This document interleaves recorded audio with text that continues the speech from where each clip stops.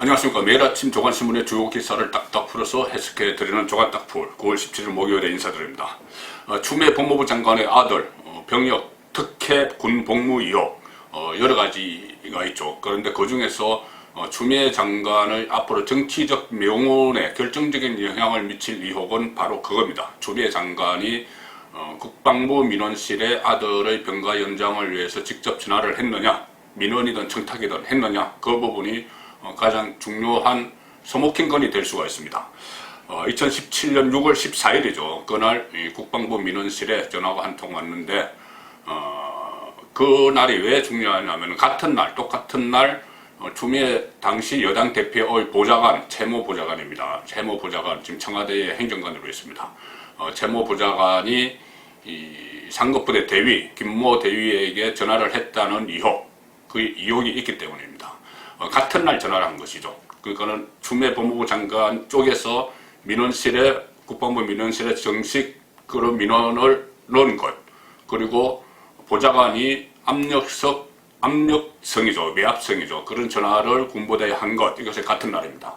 그래서 이것이 어떤 역할 분담이냐, 아니면은 알리바이를 만들기 위한 것 아니냐, 그런 분석이 나옵니다. 왜 알리바이 이야기가 나오냐 하면 보좌관은 비선을 통해서, 다른 경로를 통해서 군부대에 압력을 넣고 추미애 장관 쪽은 공식적인 녹음까지 되면 그 국방부 민원실에 전화를 했다. 그래서 우리는 이렇게 정당한 절차를 거쳤다. 이것을 나중에 남기기 위한, 알리바이용으로 남기기 위한 그런 국방부 민원실의 전화 아니냐, 뭐 이런 분석이 나오고 있는 겁니다. 국방부 일단 기록을 보면은 그 이모 하사였죠. 지역 지원 반장, 상사, 그 상사가 남긴 기록을 보면은 국방부 민원실에 서일병, 추미애 장관의 아들, 그때 당시 서일병이죠. 서일병의 부모 중 한 사람이 민원을 넣었다. 이렇게 기록이 되어 있습니다. 그 기록이 되어 있는데 부모 중 한 사람이라면은 추미애 장관이나 남편인 서성한 변호사, 두 사람 중에 한 사람이 그 민원을 넣었다. 이렇게 되어 있습니다. 그리고 또 그 통화 내용은 처음에는 3년이 지나서 폐기가 됐다. 이렇게 군 쪽에서 이야기를 했는데 결국 이것이 검찰이 압수수색하는 과정에서 그 기록이 남아있는 것을 확인을 했습니다. 그래서 그때는 뭐 수사가 넉장 수사를 하는 바람에 기록이 없어진 것 아니냐, 이런 지적이 나오는데 그 기록이 지금 있다는 겁니다. 그리고 여기와 관련해서 추미애 장관은 얼마 전에 국회 대정부 질문에 나와서 부인을 했죠. 야당 의원이 민원실에 전화를 했느냐 하는 거는 내가 전화하지 않았다, 이렇게 부인을 했습니다. 그리고 남편에게는 물어볼 형편이 못 된다, 이렇게 했습니다. 그때 남편이 했는지 여기에 대해서는 물어볼 형편이 못 된다. 그러니까 뭐 집에 전화기도 없느냐, 이런 이야기까지 나왔죠.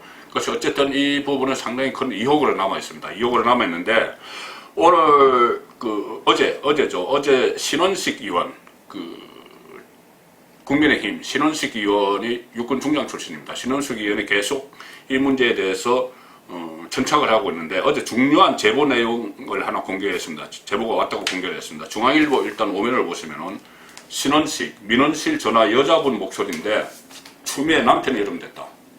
자, 그 기록이 지금 남아 있습니다. 그 검찰이 압수수색한 그 안에 이 기록이 남아 있는데 어떤 신뢰할 만한 제보자가 전화가 왔어, 이런 이야기를 했다. 그래서 신원식 의원이 크로스 체크까지 했답니다. 이중거를 체크를 해보니 그런 게 맞다.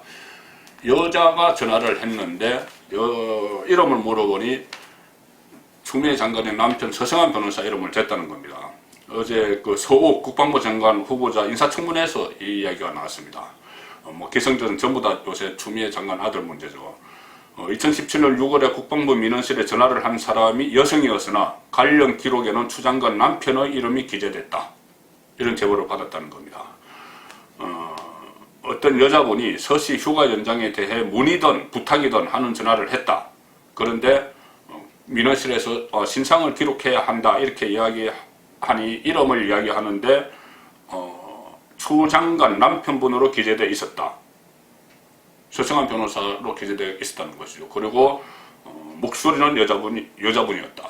자, 여성의 전화를 해서 민원실에서 이름을 물어보니까는 서성한, 이렇게 이야기를 했다는 겁니다. 자, 그렇게 되면은 이 여성이 추미애 당시 여당 대표인지, 그것이 가장 핵심이겠죠. 지금 서울신문도 같은 그 기사를 오면에 톱을에 실었습니다. 신원식 추아들 추가전장 여성의 전화. 자, 여기 대해서 서씨 변호인 쪽은 악의적이다 이렇게 이야기를 하고 있지만 이 기록이 나오면 모든 것이 다 베일하에 드러나게 되어 있습니다. 신의원 이 이름은 추 장관 남편으로 기재했다. 자, 이런 이야기들이 있는데 과연 이 문제가 왜 중요하냐면, 자, 이 통한 내용이 공개가 되면은 일단 누구냐, 추미애 장관이냐, 여성이 정말 추미애 장관을 했느냐, 그리고 아니면은 남편 서성한 씨가 했느냐, 또 제3의 인물이 했을 가능성도 있다고 말씀을 드린 적이 있습니다. 제3의 인물이냐, 추미애 장관 쪽의 제3의 인물이냐, 자, 그런 부분이 다 드러날 것이고, 또 통한 내용에 나오면은 통화를 하면서 신분을 밝혔느냐가 중요합니다.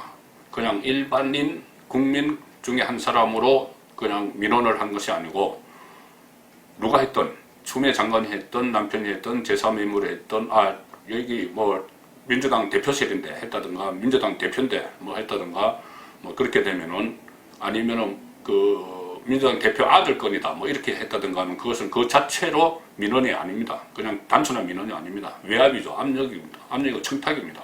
민주당 대표 그때 문재인 정권 들어서고 딱 한 달 됐을 때 서서히 팔을 텐데, 그렇게 되면 압력이 되는 것이죠. 그리고 또 통화 내용의 말이 정말 문의를 한 것이냐, 아니면은 이렇게 좀 하라고 거의 뭐 압력을 넣은 것이냐, 지시처럼 한 것이냐, 여기에 대해서도 또 달라질 수가 있습니다. 가장 중요한 문제는 추미애 장관이냐 아니냐. 만약에 추미애 장관이 여성이라고 했으니까 이야기를 하고 남편 이름을 댔으면은 추미애 장관은 일단 국회 답변에서 거짓말을 한 것이 됩니다. 그렇기 때문에 이 부분은 검찰에서 명백히 밝혀야 될 부분입니다. 지금 밝히지 않으면 나중에 뭐 법정에서라도 뭐 밝힐 수가 있겠죠. 뭐 기소가 되면 그렇다는 이야기입니다. 자, 어쨌든 이렇게 추미애 장관의 전화 여부, 이것이 성폭행건이 될 수도 있는 그런 상황으로 가고 있는데, 어제는 추미애 장관과 관련해서 큰 논란이 된 부분은 또 따로 하나 더 있었습니다. 뭐냐? 민주당 쪽에서 추미애 보호를 위해서 마치 뭐 청와대에 지시가 내려갔겠죠. 어떤 암묵적 지시가 내려갔을 텐데, 추미애 아들을 막 보호하다가 결국은 안중근 의사의 유언을 받드는 사람이라는 이런 칭송이 나와버렸습니다. 칭송. 중앙일보 사면, 조선일보 사면 다 비슷한 내용이 다 보시겠습니다. 중앙일보 사면 보시면은 민주당 추미애 아들 안중근의 위국 헌신 몸소 실천했다 이렇게 이야기했습니다. 대변인이 이야기했습니다. 안중근 의사의 위국 헌신, 나라를 위해서 몸을 바친다. 몸이 불편한데도 군대를 갔다 이 이야기죠.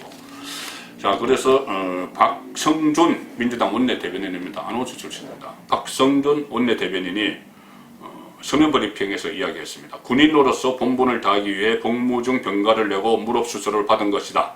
결국 추 장관의 아들은 나라를 위해 몸을 바치는 것이 군인의 본분, 위국 헌신 군인 본분이죠. 그렇게 이야기한 안중근 의사의 말을 몸소 실천한 것이다. 이렇게까지 칭송을 해야 되는 건지, 어떤 내용에서 그런 건지 참 답답합니다. 진중권 교수가 여기에 대해서 이렇게 이야기했나요? 의사라고 했으니까 에 대한 국가 서원을 추진하자 이렇게 또 꼬집었고요. 홍영표 민주당 의원은 또 다른 말로 논란을 일으켰습니다. 과거 군을 사유화하고 군에서 정치 개입을 했던 세력이 옛날에는 민간인을 사찰하고 공작하며 쿠데타까지 일으키다 이제 그런 게 안 되니까 국회에 와서 공작한다. 쿠데타 얘기까지 했습니다.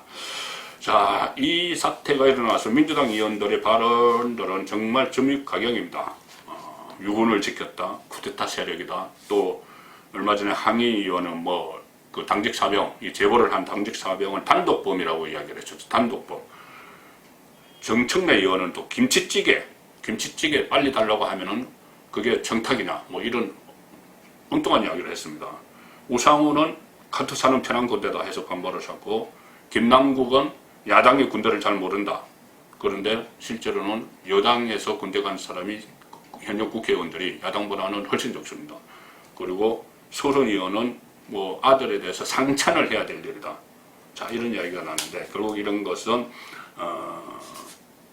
여기서 지금 추미애 장관 여기서 밀리면은 문재인 정권 말기에 레임덕이 바로 닥친다는 그런 위기의식이 발동을 하고 있는 것 같습니다. 그렇기 때문에 이렇게 말도 안 되는 그 비호를 들어가면서 보호를 하려고 하는 것이죠. 근데 보호가 잘 되지 않을 것 같습니다. 여러 가지 뭐 의혹들이 계속 쏟아지고 있는데, 조선일보도 추미애 아들 위해 안중근까지 막 가는 여당, 그 무리수 남발, 이렇게 해서 보도를 하고 있고, 이것과 달리 또 새로운 내용들도 쏟아지고 있습니다. 동아일보 사면을 보시면은 군의 문서마다 휴가 기간 제각각이다. 병무청 자료에는 병가 기록도 없다. 휴가 기록을 아마 서둘러서 꽤 맞추려고 여기저기 하다 보니 다 휴가 날짜가 다 달리돼 버린 것 같습니다. 그러니까는 민주당 정치권에서뿐이 아니고 군 내부에서도 추미애 아들 보호에 적극적으로 나섰는데 손발이 안 맞는 거죠. 손발이 안 맞아서 이 국방부 인사복지실 문건을 야당이 어제 공개를 했는데, 추미애 아들 연가 기록이 2일에서 4일에서 5일로 막 바뀝니다. 그리고 이것이 특혜 은폐 위해서 일부 허위 작성한 것 아니냐, 이렇게 야당이 그 이야기를 하고 있습니다. 휴가 명령서도 다르고 부대 일지도 다르고 면담 기록 다르고 복무 기록 다르고 병무청 기록 다 다릅니다. 그러니 이것이 짜깁기를 했는데 서로 부처마다 손발이 맞지 않아서 이런 일이 벌어지는 것 같습니다. 조금 전에 제가 중앙일보와 조선일보 소개드릴 때 만화가 하나 있었습니다. 옆에 만화, 자, 만화가 있죠. 이 만화 내용이 국방일보에 실린 겁니다. 국방일보. 군대를 다녀오신 분들은 아실 겁니다. 국방일보에 실렸는데, 국방일보가 국방청렴툰 이런 코너를 통해서 만화를 실었는데, 만화 내용이 뭐냐면은 보좌관, 국회의원 보좌관이 지금 논란이 된 것처럼 부정청탁을 그 보직 관련해서 국회의원 아들의 이 보직 관련해서 부정청탁을 하는 내용을 실었습니다. 그리고 그 부정청탁이 사단, 연대, 대대까지 가면서 결국 들어주는 그런 만화 내용을 싣고 그 끝에 이렇게 씁니다. 이렇게 하면은 국회의원 보좌관 등이 청탁금지법에 따라 3천만 원 이하 가태료 처분을 받을 수 있다, 이렇게 경고합니다. 이 만화에서. 공교롭죠. 시점이 상당히 공교롭은데 지금 국방부 측은 우연이다, 이렇게 이야기합니다. 한 50가지 정도 이렇게 사례집, 이렇게 하면 안 된다, 이 사례집을 만들어서 순차적으로 내보내는데, 하필 지금 이 만화 내용이 나왔다는 좀 믿지 못할 그런 해명을 하고 있습니다. 자, 이렇게 추미애 장관 아들의 문제로 또 국민들의 감정이 굉장히 불편해지고 있습니다. 불공정, 불정의, 이런 특권, 뭐 이런 것들이 지금 다시 새로 주류 세력을 형성한 쪽에서 판을 치고 있다, 이런 그 의혹들이 쏟아지고 있는 것이죠. 최근에 기소된 인물 윤미향 그 관련해서 후속 기사들도 많이 쏟아지고 있습니다. 8개 혐의 중에서 특히 준사기 혐의가 있었죠. 준사기 혐의. 치매 상태였던 길윤옥 할머니의 돈을 7천여만 원 기부하도록 정신이 맞지 않은데 기부하도록 유도를 했다. 그래서 준사기다, 이렇게 해서 기소가 됐고, 전부 8개 혐의로 기소가 돼서 그 중에서 이 준사기 혐의가 가장 치열한 공방이 될 걸로 예상이 되고 있습니다. 한겨레신문 구면은 다소 좀 우호적으로 실었습니다. 길할머니 치매 여부보다 기부 결심 때 정신 또렷했나가 관건이다, 이렇게 이야기합니다. 뭐 치매는 알았다고 하지만은 기부를 결심할 때 정신이 또렷했느냐. 자, 기부를 결심할 게 하는 때가 한순간이 아니겠죠. 지속적으로 이렇게 기부를 유도를 했겠죠. 그리고 또 할머니 입장에서 보면은 본인이 국민성금을 1억 원 받았는데 그 중에서 7천만 원 하라, 막 정의연 쪽에서 그 소위 보호해준다는 단체 쪽에서 막 그렇게 하면은 그 자체로 스트레스 압박이었을 겁니다. 자, 그런 상황에서 추미애 또 이 윤미향, 어제는 또 한 사람 김현미 국토교통부 장관도 좀 맞지 않는 이런 이야기를 했습니다. 현실과 맞지 않는. 김현미 부동산 상승세 멈췄다. 근데 시장에서는 문정부 출범후 40% 올랐다. 무슨 말이냐? 김현미 장관이 또 뜬금없이 현실과 다른 말을 했습니다. 그래서 김현미, 윤미향, 추미애 이 세 사람을 두고 조선일보 일면 토본 이렇게 썼습니다. 국민 가슴에 상처 주는 사람들. 세 사람. 국민 가슴에 상처 주는 사람들. 추미애, 김현미, 윤미향. 이렇게 해서 그 아래 김현미 장관이 정책 효과로 집값 상승 멈췄다. 이렇게 이야기했다는 게 나와 있습니다. 감정은 통계를 가지고 시장과 다른 주장을 했다. 그리고 또 종부세를 안 올려서 투기가 일어났다. 그러면서 또 전임 정권 탓을 김현미 장관이 했습니다. 자, 이제는 김현미 장관도 밉상에 들어가고 있는데 그저께는 또 정경심 씨도 또 남편처럼 재판에 나와서 정언을 거부하는 그런 바람에 또 비난을 받은 적도 있습니다.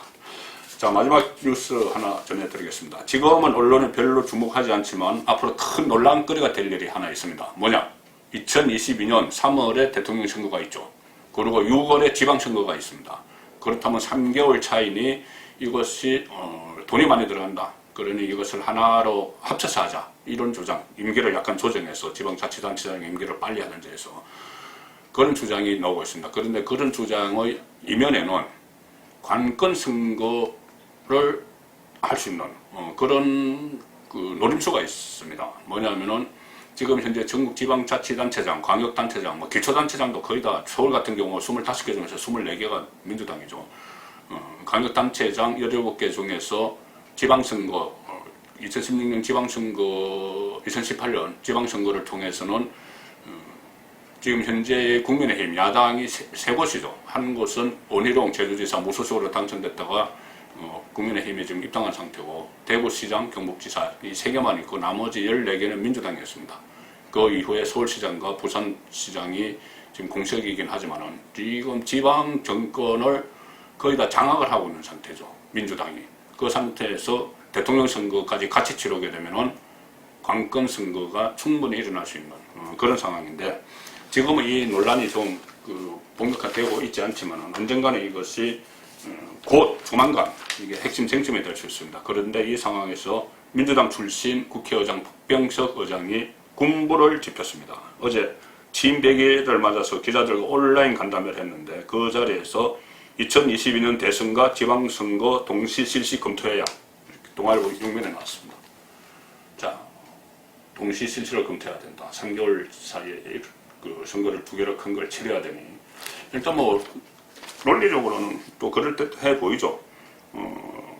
2022년 3월 9일에 대통령 선거, 지방선거는 6월 1일에 열리기 때문에 두 선거를 같이 치르면 국력이 소비가 되기 때문에 동시 실시를 검토해야 된다 이렇게 이야기를 하는데, 그 과정에서 만약 그렇게 하더라도 지방자치단체장이 영향력을 행사하지 못하는 어떤 장치가 없으면은 상당히 여당이 의도하는 쪽으로 선거가 흘러가 버릴 가능성이 높습니다. 9월 17일 조간닥불이었습니다.